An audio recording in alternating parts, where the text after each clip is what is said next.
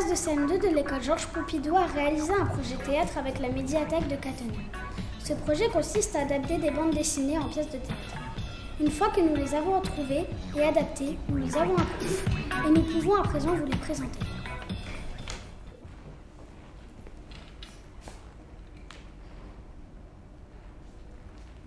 Ah, t'es là? Dis master, je voulais faire du ping-pong mais je trouve plus mes rollers. Quoi? Bah oui, je vais chercher dans ma chambre et je suis arrivée aux toilettes. T'es sûre que tu vas bien, Cécile? Oui, et cette maison là, c'est pas la nôtre, regarde la couleur. Tiens, mais en quelle année on est au fait? Y'a qui cette montre? Laura, elle débloque ta sister, elle a des gros soucis de mémoire, elle m'a même prise pour toi. Aïe, ça y est, ça recommence. Ça lui arrive une fois par semaine environ. Ah bon? Oui, à chaque fois que c'est son tour de faire la vaisselle. Vaisselle? Quel mot étrange. Ça veut dire quoi? Celle-là, je te jure. Alors, nous attendons. Comment appelle-t-on les habitants de Rabat? Les habitants de Rabat, les Rabat-joie? Je vois que vous avez étudié votre leçon de géographie avec l'inconscience professionnelle qui vous caractérise. Étudier si vous croyez que je n'ai que ça à faire. Les habitants de Rome, comment les appelle-t-on selon vous? Les habitants de Rome. Les Romanichels? Les habitants de Berlin, les habitants de Lima, les habitants de Cap.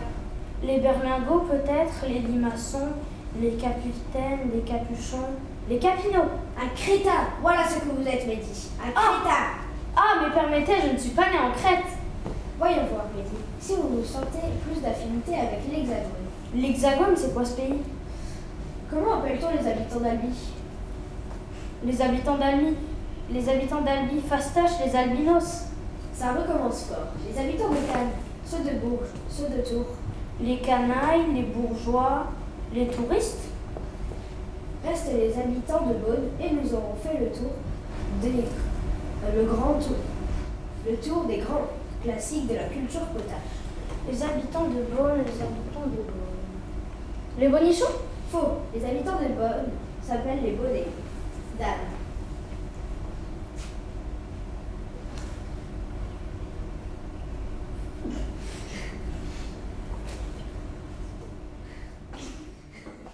Bon, les enfants, on va faire du calcul mental. Oui. Oh non. 3 plus 3. Vous êtes prêts? Oui. Attendez, maîtresse. C'est quoi la réponse? C'est 9. Merci.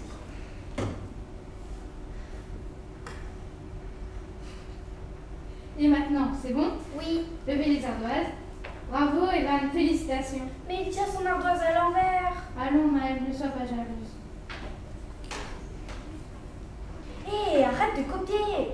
Attends, j'ai une idée. Je vais écrire un résultat un peu moins grand que le tien. Comme ça, la maîtresse se doutera de rien. Bon, d'accord. 1 plus 1, c'est 3 la réponse. Merci. Levez les ardoises. Bravo, Evan. Mais encore. Allez, c'est l'heure de la récré. Qu'est-ce que je t'avais dit? Ça sent le nettoyage de printemps et la corée d'aspirateur. Oh non, ça me répercule le ménage en plus. Tu sais quoi? On va feinter ce coup-ci. Toi, t'as une tête de quand t'as trop une bonne idée de génie. Alors, tu vas descendre l'escalier à fond la caisse et moi je te poursuis en te criant dessus, comme c'est fait dans ma chambre, un truc comme ça. Ensuite, on traverse le salon à fond la poêle et on sort de la maison avant que les parents n'aient le temps de nous chauffer. Waouh, ton plan est nickel crème, Cécile. Allez, j'ai compris tout, je fonce. Attends, je te donne le départ. 3, 2, 1, go! Ah non! Ah, tiens, Laurie, tu tombes bien. Tiens, prends ça. Et l'aspirateur, tu vas nous aider un peu. Oh non, hé, Cécile. Ah, c'est trop top d'être la plus grande. Papa, s'il n'est pas à la cave, c'est qu'il est en haut. S'il n'est pas en haut, c'est qu'il est à la cuisine. S'il n'est pas à la cuisine, c'est qu'il est au jardin. Coucou papa. Mais qu'est-ce que tu fais, Asia? Bah, tu m'as dit qu'il fallait avoir les doigts verts pour bien jardiner. Dis, je peux jardiner?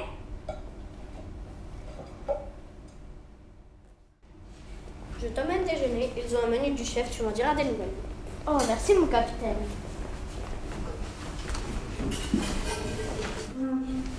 En entrée, homard et dentelle de saumon aux 2 vinaigres. Pavé de bœuf flambé au cognac et son gâteau de légumes parfumé à la truffe. C'est bon. Charlotte de fruits rouges et son coulis chaud à la vanille et cannelle. C'est formidable, chef, mais ça va coûter une fortune un repas comme ça, non? Ah, ça, c'est mon petit secret. C'est très bien. Encore une semaine chez vous et on ne parle plus de votre petit excès de vitesse.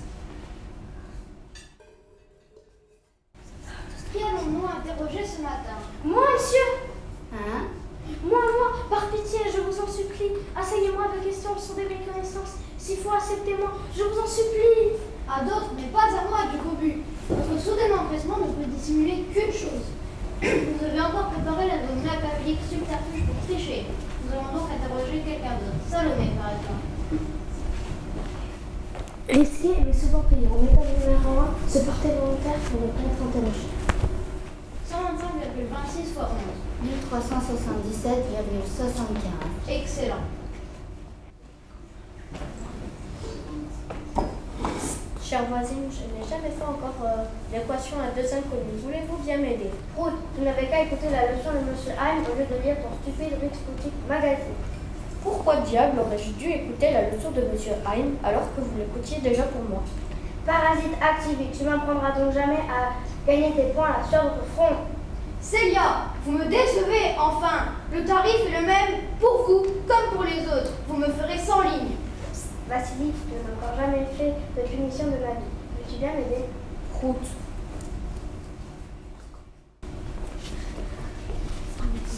Voilà la classe, le type qui a réussi à prendre une secoupe volante en photo. Il a chopé des millions d'euros. Facile, on va les épater.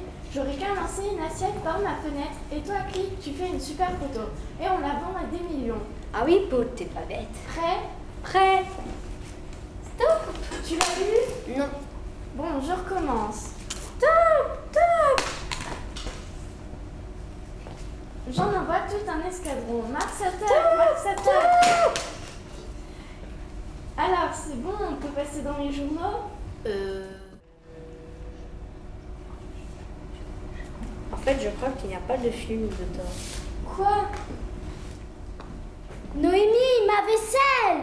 Condamnés à 1 mois de café de plonge. Ils sont durs, les martiens. Un petit peu, on reste toujours à la fessée. Mais Ethan, plus jamais. C'est la première et dernière fois que je t'emmène à un match avec moi. Bah quoi, j'ai participé comme tu m'as dit. Ah, ça, pour participer. Bah alors? Tu as passé ton temps à encourager l'équipe adverse. Bah oui, vous faisiez qu'encourager les grenailles, vous avez oublié d'encourager les autres, c'est pas très poli. Heureusement que j'étais là. T'as 5 minutes, je voudrais te parler. Oui. Je voulais savoir si tu m'aimais. Bien sûr que oui, c'est une question. Tu m'aimais aussi le jour où tu étais convoquée chez Madame Pécheton parce que j'ai bouché les doigts avec le concours de maths. J'étais en colère, je t'ai eu ce jour. Tu m'aimais aussi le jour où j'ai laissé Nini toute seule dans l'appartement pour aller jouer au foot avec les copains. Tu as été imprudente, mais je t'ai eu ce jour-là aussi. Et plus tard, quand je serai grande et que je ferai des bêtises, des grosses, tu continueras à m'aimer. Quoi que je fasse, quoi que je te montre, tu m'aimeras. Écoute-moi, ma petite fille, tu es ma fille. Et je t'ai aimé le premier jour où j'ai su que j'allais être papa. Je t'aime et je t'aimerai jusqu'au bout de ma vie, je te le promets. Ah, eh bien me voilà la rassure et je crois que je peux te montrer mon dernier carnet de notes.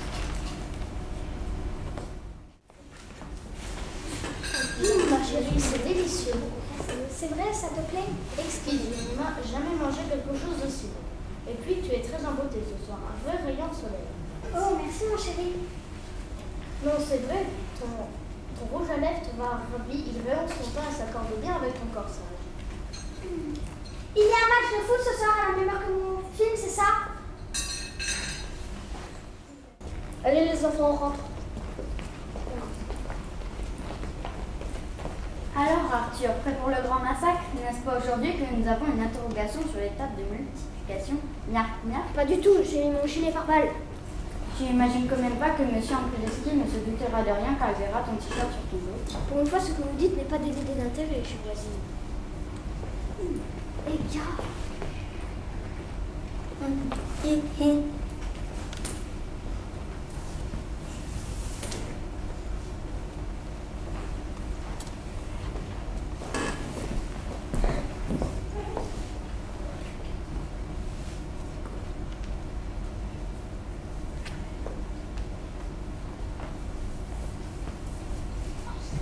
Allez les enfants, on rentre en classe.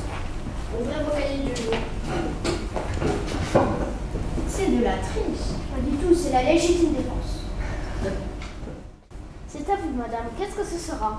Je voudrais un beau lapin, s'il vous plaît. À la part, il m'en reste justement un beau. Vous avez de la chance, c'est le dernier. Oh, il n'est pas bien gros. Pour 6 personnes, ça risque de faire un peu juste. C'est pour demain soir, nous avons des amis à dîner et ce sont des grands mangeurs. Vraiment, j'ai peur qu'ils ne soient pas assez gros. Vous êtes sûr que vous n'en avez pas un autre? Je vais vérifier, madame, s'il n'en reste pas un dans la chambre. Pardon. J'ai une dame au magasin qui voudra un lapin. Et alors, qu'est-ce que tu as dans le main? Ce n'est pas un lapin, peut-être? Si, patron, mais la dame le trouve trop petit. Elle voudra un plus gros. Trop petit? Regarde-moi-le. Oui, comment ça, trop petit? Il fait au moins 3 livres. Dis-lui de le servir avec beaucoup de pommes de terre. C'est très bon, les pommes de terre. Ça vient au bout des appétits les plus féroces. J'ai bien vérifié, madame, c'est le dernier. Mais le patron dit qu'il n'est pas si petit que ça, vous savez, il fait au moins 3 livres. Vous avez qu'à le préparer avec beaucoup de pommes de terre. Des pommes de terre? Mais pour qui me prenez-vous, jeune homme? Si j'avais des gens à dîner, ce n'est pas pour leur servir de vulgaires pommes de terre. Ce sera lapin aux olives, servi sur un lit de riz de Camargue avec des champignons de Paris. Moi, mon jeune ami, quand je reçois, je cuisine. Des pommes de terre, quelle idée! Et pourquoi pas des rutabagas? Des rutabagas quoi? Des rutabagas, jeune ignorant. Bien sûr, vous n'étiez pas né quand nous mangeons des rutabagas. Peu importe, votre lapin est trop petit et voilà tout. Vous êtes sûr que vous n'en avez pas un autre un peu plus gros? Je vais vérifier, madame. Qu'est-ce qu'il y a encore? C'est toujours la dame au lapin, patron. Elle me raconte des histoires de rutabagas chaudes. Elle ne veut pas servir des pommes de terre à ses invités. C'est tout de même incroyable. Des gens viennent vous déranger à 5 minutes de la fermeture et ils ont le toupet de vous dire que vos lapins ne sont pas assez gros. Attends un peu. Elle va un lapin plus gros? Elle va en avoir un. Passe-moi cet animal, fiston. Je vais te l'arranger.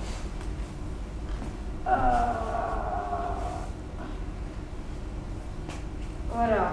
N'est-ce pas qu'il est bien plus gros que le précédent? On dirait un lièvre maintenant. Il est super, patron, comme vous dites, un vrai lièvre. Il nous en restait un dans le fond de la chambre froide, je ne l'avais pas vu. Magnifique, jeune homme, magnifique. Mais j'oubliais, nous ne serons pas 6 à dîner demain, mais 8, cela ne fait rien. Mais je vais vous prendre les deux, celui-là et le petit, ça sera parfait. T'as de beaux yeux, tu sais. Pareil. Mardi, vous vous faites accoster en faisant vos cours, quand je vous dis que ça vous arrive tout le temps. On prend un café? Oui, d'accord, mais lequel? Mercredi, vous êtes presque fait accoster au parc. Est-ce que... J'en étais sûre. Jeudi, pendant que vous vous faites accoster, Personne ne sera sauvé aujourd'hui.